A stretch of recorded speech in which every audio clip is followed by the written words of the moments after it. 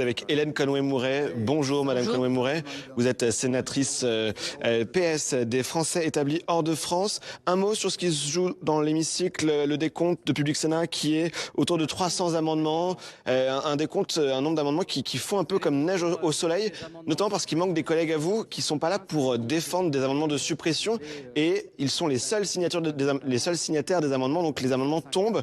C'est un peu ce qui est en train de se jouer là, on rentre dans la dernière ligne droite des débats, c'est bien ça? Et certainement et heureusement, puisque de toute façon nous arrêtons demain. Donc, à minuit, oui. Absolument. Donc en effet, nous aboutissons, nous allons jusqu'au bout de ce débat qui n'en est pas un, puisque la moitié de l'hémicycle ne débat pas, ne contribue pas, donc il n'y a pas d'échange.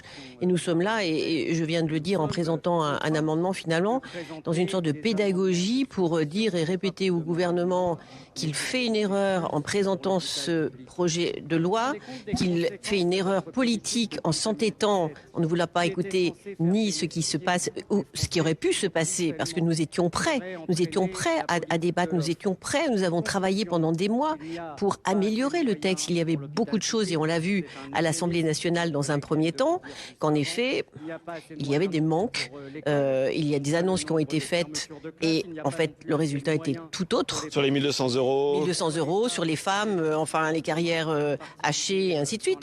Et donc nous étions prêts à rectifier tout cela. Et nous avions nos amendements, mais il n'y a pas de débat, nous en sommes privés, on nous demande d'accélérer parce que la majorité sénatoriale veut que son texte passe.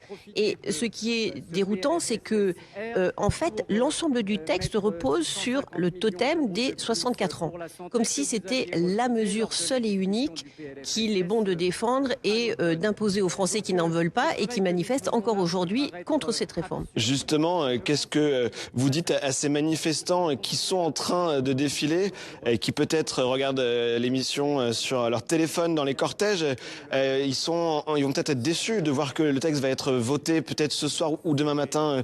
Est-ce qu'il faut les remobiliser ou est-ce que ça ne va pas les démobiliser mécaniquement ? Écoutez, il n'y a pas simplement une mobilisation, bien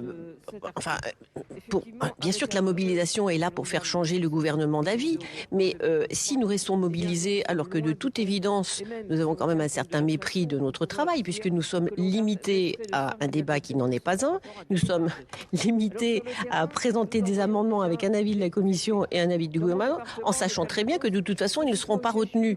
Donc, in fine, nous continuons à batailler pour simplement dire au gouvernement qu'aujourd'hui, il est en train de faire éclater la cohésion sociale, qu'il est en train de commettre une erreur politique majeure et qu'il est temps de s'arrêter. On arrive dans les 10 dernières heures de débat, c'est à peu près le calcul si on multiplie le nombre d'amendements par les 2 minutes par prise de parole. Vous, qu'est-ce que vous retiendrez de ces 10 jours alors qu'on arrive dans la dernière ligne droite ? Plein de sentiments négatifs. Une énorme frustration parce que je crois que nous sommes tous arrivés en nous disant que nous allions pouvoir travailler à un projet de loi qui est très important. Oui, puisque sur vos sujets aussi.